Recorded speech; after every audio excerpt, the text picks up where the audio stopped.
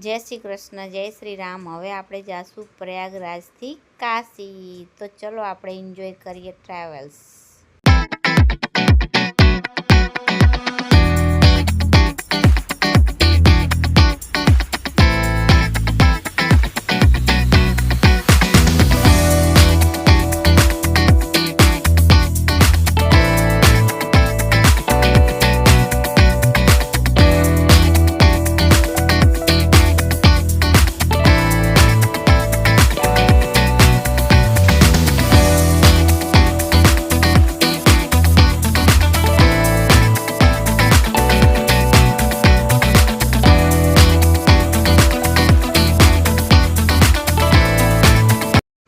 હવે આપણે પહોંચી ગયા છીએ વારાણસી રેલવે સ્ટેશન. જોઈ લો તમે, કેટલું સરસ રેલવે સ્ટેશન છે, એકદમ મંદિર જેવું વારાણસી. અહીંયાથી પછી અમે જાશું the Ganga stay home stay છે.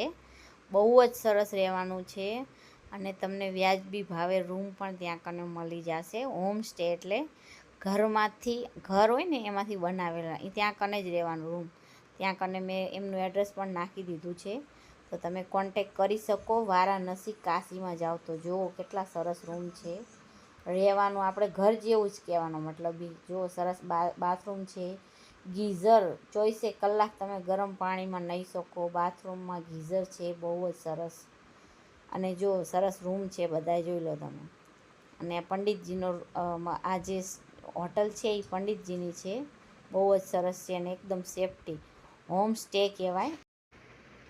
બસ પછી સવારમાં આપણે તૈયાર થઈ અને જઈએ છીએ જ્યોતિર્લિંગના દર્શન કરવા માટે. જોઈ લો તમે કેટલી લાંબી છે જ્યોતિર્લિંગમાં. લાઈન જુઓ કેટલી લાંબી છે. તમે કાશી વિશ્વનાથ જ્યોતિર્લિંગ વિશ્વનાથ દાદાના દર્શન કરવાની. જોઈ લો તમે.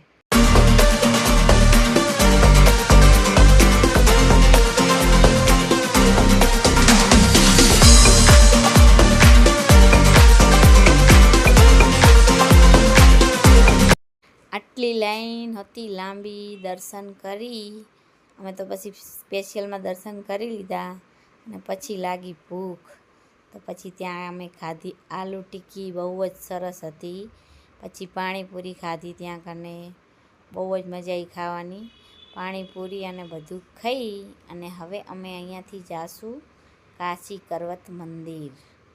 હા, કાશી કરવત, જ્યાં પહેલાંના જમાનામાં કહેવાય છે કે માણસો અહીંયા કને કાશીમાં કરવત લેવા આવતા. એટલે કે પોતે જાતે સ્વયં એમની જાતે સામેથી એમ કહે કે અમારા અહીંયા મોક્ષ પામવું છે, એટલે અહીંયા માણસ આવી જતા અને ત્યાં કને કાશી કરવત લેતા. હા, તો હવે અમે જઈએ છીએ કાશી કરવત મંદિર. ચલો બતાવો. જો તમે કાશીની ગલીઓ જુઓ તમે, એકદમ હકીકતમાં રહસ્યમય ગલીઓ છે કાશીની, કે આપણાને ખબર જ ના પડે કે આપણે કઈ ગલીમાં ગયા અને કઈ ગલીમાં આપણે નીકળીએ છીએ, કાંઈ ખબર જ ના પડે. આપણે જઈએ છીએ હવે કાશી કરવત મંદિર. જુઓ તમે ગલીઓ જુઓ કાશીની, એટલી નાની નાની ગલીઓ. આટલી નાની નાની ગલીમાં માણસો સાધન લઈને પણ ચાલતા હોય, બાઇકો લઈને. અને હવે આવી ગયું છે કાશી કરવત મંદિર. અહીંયા કને છે મહાદેવનું સરસ શિવલિંગ છે, એના તમને દર્શન કરાવું. અને અહીંયા જુઓ, અહીંયા કને મને લાગે છે કે જે પંડિતજી હોય ને, અહીંયા કને નાના નાના જે બાળકો હોય ને, અહીંયા સંસ્કૃતનું જ્ઞાન લેવા આવતા લાગે છે. પંડિતજીઓ જે કહેવાય ને, સંસ્કૃતનું ભણવા આવે છે અહીંયા છોકરાઓ. તો અહીંયા બહુ સરસ શ્લોક બોલતા હતા. પછી અહીંયા જો અંદર કેટલું એક માળ ઊંડું અંદર છે જે શિવલિંગ છે મહાદેવનું, બહુ જ સરસ છે. જો દર્શન કરો તમે. હા, જો કેટલું ઊંડું છે શિવલિંગ, બહુ જ સરસ છે શિવલિંગ ત્યાં કને. આને કહેવાય કાશી કરવત મંદિર. આનું નામ છે કાશી કરવત મંદિર. હવે આમાં મને તો ખબર નથી ક્યાં કને કરવત લેતા, પણ અત્યારે એવું બધું કાંઈ નથી.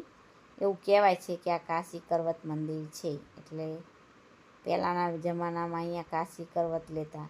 હાલમાં પણ અહીંયા જે એકદમ બુઝુર્ગ, મતલબ કે ઉંમર થઈ ગઈ હોય ને, જે કપલની કે દાદા દાદી કોઈ પણ માણસોની, હાલમાં પણ એવું કહેવાય છે કે જેને અહીંયા ઉંમર થઈ ગઈ હોય ને અહીંયા રહેવું હોય, જેમને અહીંયા એમ હોય કે આપણે 100 વર્ષ આપણે હવે ભરાઈ જશે, આપણે અહીંયા જ રહેવું છે, તો ત્યાં કને ધર્મશાળા છે, આશ્રમ છે, ત્યાં કને જે ગઈઢા માતા પિતા હોય ને અહીંયા રહી શકે, એમ કે આપણે કાશીમાં મોક્ષ પામવા માટે. અહીંયાથી પછી અમે આવી ગયા છીએ, આગળ જતા હતા, અહીંયાથી નીકળ્યા હતા અમે ભૈરવ દાદાના દર્શન કરવા માટે. પછી વચ્ચે આવ્યું પાન, ખાઈ કે પાન બનારસવાળા. આપણે કાશીમાં આવ્યા હોઈએ બનારસમાં અને પાન ના ખાઈએ તો નકામું પડે હાવે હાવ. બહુ જ મસ્ત પાન બનાવ્યું હતું. જુઓ તમે પાન કેવી રીતના બનાવે, જુઓ બહુ જ સરસ પાન બનાવ્યું હતું. અને અમે હવે બધા લોકો પાન ખાશું. જોઈ લો તમે, મીઠું પાન જ અમે તો બનાવ્યું હતું. જો કેવું સરસ બનાવે છે પાન, જોઈ લો. જો એક પાન મમ્મી ખાશે, હા મેસુ ખાશે, પછી મમ્મી ખાશે, બધા લોકો પાન ખાશે. જો હા આખે આખું ખાઈ જવાનું. મમ્મી કે આખું ખાવાનું, આખે આખું જ ખાઈ જાવ પાન, આખું જ ખાવાનું હોય ને. હા જો હવે આમ મેં ખાધું પાન, બહુ જ મસ્ત પાન. બનારસનું પાન એટલે ખાઈ કે પાન બનારસ વાલા, ખુલ જાય બંધ દિમક કા તાલા, એવું કંઈક ગીત છે ને અમિતાભ બચ્ચનનું. હા ઈ જ છે બનારસનું પાન. અહીંયા બનારસમાં આવો, કાશીમાં આવો અને તમે પાન ના ખાઓ તો તમારા જીવનમાં ધૂળ પડી છે. બસ અહીંયાથી હવે અમે પાન ખાઈ અને કાશીની ગલીઓમાં વરે પાછા ચાલવા લાગ્યા.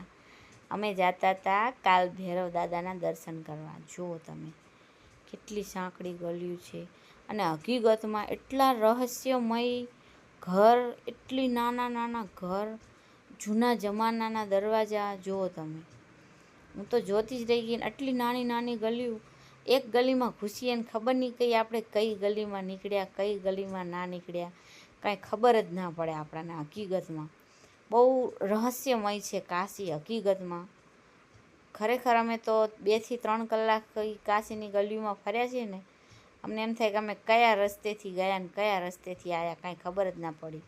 અને સાધન બાધન તો તમે કાંઈ કરી નાખો અંદર, કેમ કે આટલી નાની નાની ગલીઓ. આમ જો કેવા વાયર ટીંગાય છે, જુઓ તમે. ઓ બાપરે બાપ, બહુ જ. પણ હકીકતમાં અનુભવ લેવા જેવો છે પગે ચાલી અને કાશીની ગલીઓમાં. જુઓ તમે કેટલા જૂના જમાનાના મકાનો છે ત્યાં કને, જેનો કોઈ પાર જ નહીં. અહીંયા જલેબી તળાતી હતી.